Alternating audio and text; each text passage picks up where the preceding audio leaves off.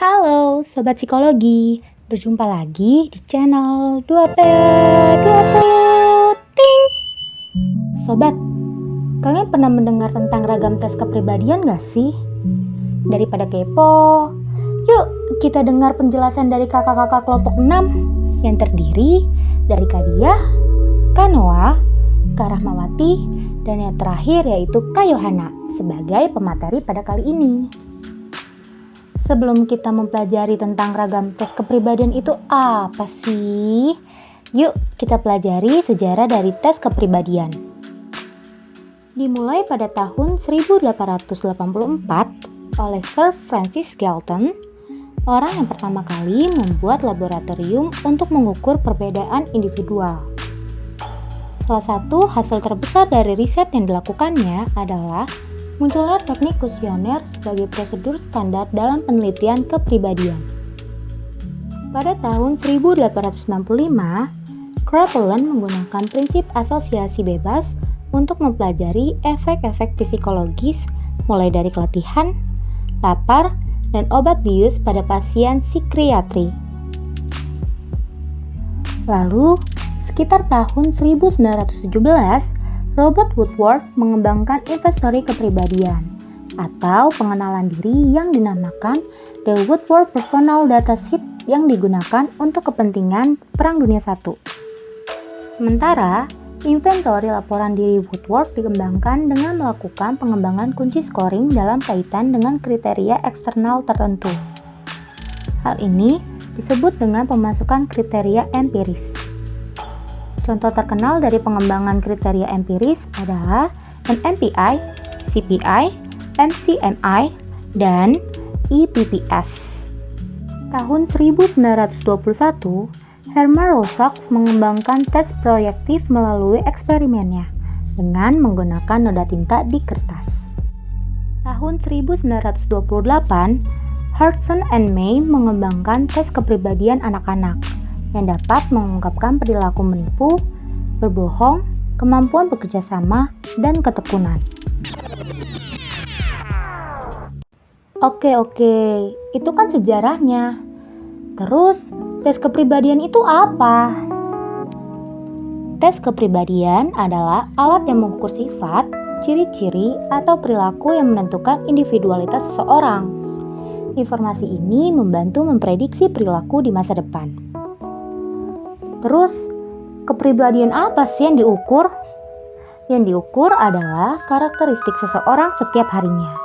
Dimulai dari cara bersikap kepada diri sendiri, kepada orang lain, hingga berbicara mengenai dirinya sendiri. Pada ragam tes kepribadian dibagi menjadi dua. Yang pertama ada tes objektif dan yang kedua ada tes proyektif. Tes objektif. Pada tes ini dibagi lagi menjadi beberapa macam. Yang pertama ada Minnesota Multipathic Personality Inventory atau MMPI. Pada tes MMPI telah direvisi dan disusun ulang menjadi dua versi berbeda, yaitu MMPI-2 dan MMPI-A.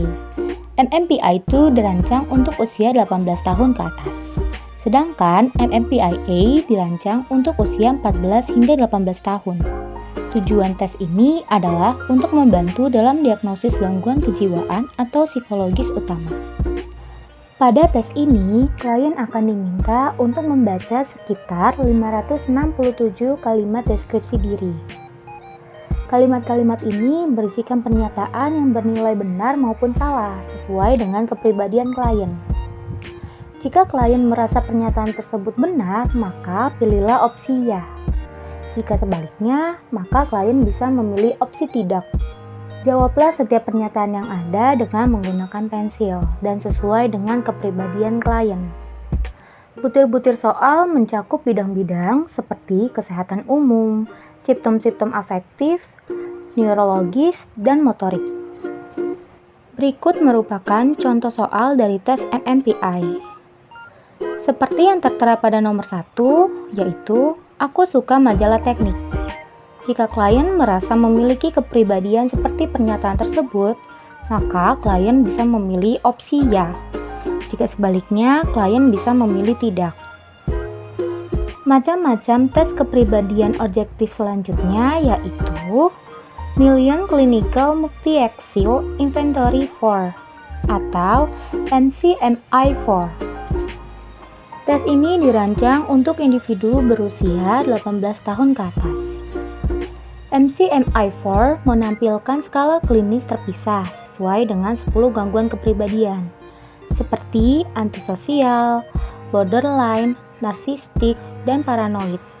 Tes MCMI-4 digunakan untuk mengukur informasi yang berkaitan dengan kepribadian, penyesuaian emosional, dan sikap.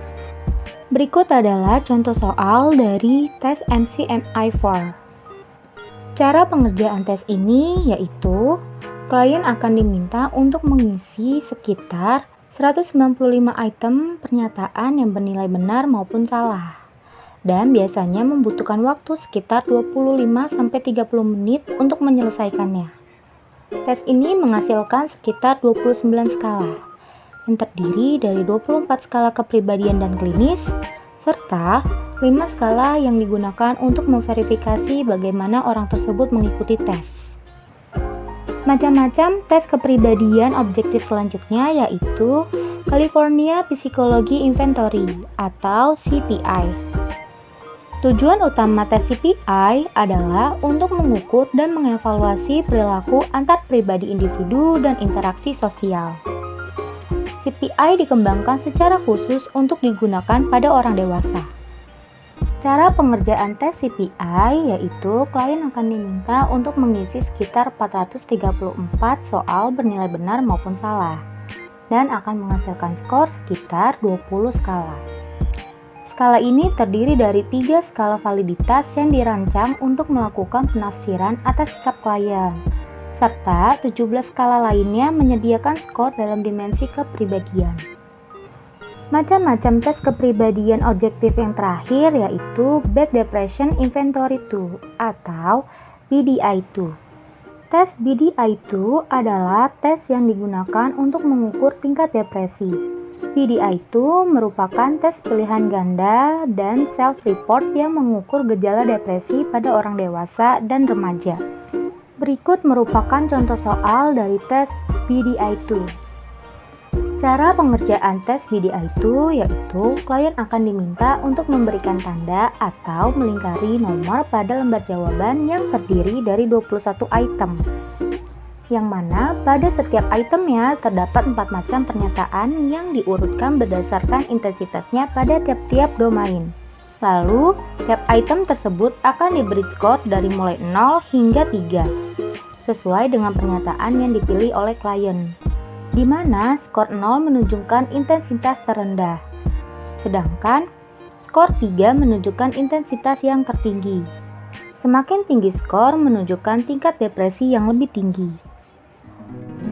Sobat psikologi, gimana nih setelah kalian tahu berbagai macam tes yang ada di tes kepribadian objektif? Menarik bukan? Tentunya menarik dong. Masa nggak menarik? Oke, sekarang coba aku mau nanya ke kalian. Tadi kan aku udah ngejelasin ya kalau di tes kepribadian terdiri dari 2 macam. Yang pertama ada tes kepribadian objektif seperti yang kita bahas sebelumnya. Terus tes selanjutnya apa dong? Ada yang tahu? Ih, pinter banget sih. Benar. Tes selanjutnya yaitu tes kepribadian proyektif. Daripada kita makin kepo, mendingan kita klik lagi yuk biar makin tahu. Tes kepribadian proyektif. Pada tes ini memiliki berbagai macam jenis. Yang pertama ada tes menggambar, yang kedua ada tes menyusun dan konstruksi, yang ketiga ada tes lakon atau drama, yang keempat ada tes verbal, yang kelima ada tes bercak tinta, dan yang terakhir ada tes pilihan. Teknik Thematic Appreciation Test atau TAT. Thematic Appreciation Test dilakukan dengan menunjukkan beberapa kartu bergambar dengan karakter ambigu. Bentuknya bisa berupa sosok perempuan, laki-laki, anak-anak, aktivitas tertentu, dan juga sebuah situasi. Kemudian, subjek akan diminta untuk membaca gambar menurut versi paling dramatis dengan pernyataan sebagai berikut. Apa yang memicu kejadian ini? Apa yang terjadi pada adegan dalam gambar? Apa yang dipikirkan dan dirasakan oleh karakter dalam gambar? Apa akhir dari cerita dalam gambar? Versi paling lengkap dari TAT terdiri dari 31 kartu. Psikolog dari Harvard University ini awalnya menyarankan penggunaan 20 kartu. Kemudian, dipilih mana saja kartu yang menggambarkan karakter mirip dengan subjek pemeriksaan. Namun kini, sebagian besar praktisi psikolog klinis hanya menggunakan sekitar 5-12 kartu saja. Biasanya, pemilihan kartu berdasarkan adegan yang cocok dengan situasi dan kebutuhan subjek. Kemudian, praktisi akan menggunakan penilaian terbaik mereka untuk memilih adegan dalam kartu. Ini dapat menjadi dasar menggali lebih jauh informasi penting dari subjek. Yang kedua ada Children Act Perception Test atau CAT. Tes ini merupakan bentuk lain dari TAT yang digunakan untuk subjek anak-anak.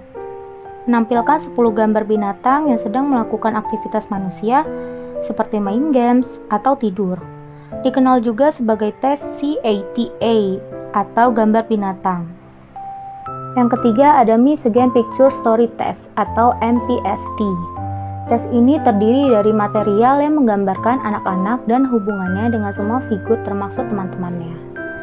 Tes ini bermanfaat dalam mengungkapkan struktur sikap anak terhadap orang dewasa dan teman-temannya, sekaligus juga mengevaluasi masalah yang kemudian bisa timbul. Yang keempat ada Make-Eye Picture Story atau MIPS. Hampir sama dengan MPST dalam interpretasi dan tujuannya. Hanya bedanya subjek dapat melihat karakter yang ada untuk dibuat sebuah cerita yang didasarkan pada situasi yang ada. Kelima ada Incomplete Sentence Test. Subjek diminta untuk melengkapi sejumlah kalimat yang tidak lengkap. Teknik ini dianggap bukan tes standar dan tidak dianggap secara kuantitatif. Yang keenam ada teknik noda tinta. Teknik noda tinta dibagi lagi menjadi beberapa macam berdasarkan ilmuwan penggagasnya. Antara lainnya yaitu yang pertama ada Rorschach Test.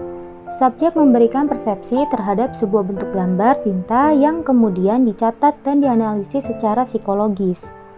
Tes ini sering digunakan dalam mendeteksi adanya gangguan pikiran ketika pasien tidak mampu menggambarkan proses berpikir mereka secara terbuka. Yang kedua ada sistem komprehensif Exner, disusun oleh John E. Exner, Samuel Beck, dan Bruno Klopper dengan cara menyaring semua segi yang tidak berguna secara empiris dan bisa dipertahankan dalam metode inkblot ke dalam satu sistem yang sifatnya tunggal. Yang ketiga ada Learner, mendasarkan pada psikoanalitik modern yang melihat bahwa tes Rorschach pada dasarnya adalah sebuah metode proyektif untuk mendapatkan nilai dari dunia bagian dalam individu tersebut. Yang terakhir ada noda tinta Holzman atau Holzman Inkblot Technique atau HIT. Teknik ini menyediakan dua rangkaian dari 45 kartu paralel untuk memungkinkan adanya rehabilitas antar tiap kartu dan juga kemungkinan studi tingkat lanjut yang memadai. Namun, dilakukan pembatasan respon pada setiap kartu dengan produksi respon yang konstan pada tiap responden. Lalu, pada tes kepribadian proyektif terdapat teknik grafis. Beberapa macam teknik tes grafis antara lainnya adalah yang pertama ada Draw a Person. Tes ini dikembangkan untuk memprediksi kemampuan kognitif anak yang direfleksikan dari kualitas hasil gambarnya. Subjek diberikan pensil dan kertas untuk menggambar orang, lalu pemeriksa memperhatikan komentarnya, urutan penggambaran bagian-bagian yang berbeda. Yang kedua ada Draw a Tree. Dasar pemikiran tes ini yaitu pohon sebagai proyeksi dan ungkapan dengan cara grafis yang bersifat spontan. Subjek diminta menggambar pohon karena tanaman memiliki sistem yang terbuka, dengan pertumbuhan yang mengarah keluar dirinya. Yang ketiga ada House Tree Person. Tes ini berasumsi bahwa selain manusia, pohon dan rumah juga memiliki suatu arti simbolis. Subjek akan diminta membuat gambar berupa rumah, pohon, dan orang secara bebas tanpa ukuran. Yang terakhir ada Drawing Completion Test. Tes ini mengungkapkan kepribadian seseorang yang dilihat dari aspek emosi, imajinasi, intelektual, dan aktivitas. Subjek diminta untuk melengkapi berbagai elemen kecil menjadi rangkaian gambar. So, segitu dulu ya Sobat Psikologis mengenai materi ragam tes kepribadian. Jika Sobat Psikologis masih ada yang kepo dan pengen mendalami mengenai materi ini, bisa banget loh kalian baca daftar pustaka yang telah kami cantumkan. Semoga ilmu yang disampaikan oleh pemateri dapat berguna dan bermanfaat bagi kita semua. Oh iya, jangan lupa apa Sobat Psikologis? Stop self-diagnose. Penegakan diagnosa hanya boleh dilakukan oleh tenaga kesehatan yang profesional seperti psikolog klinis maupun dokter, baik dokter spesialis maupun dokter umum. Jika terkait gangguan psikologis, mental, ataupun jiwa, maka dilakukan oleh psikiater.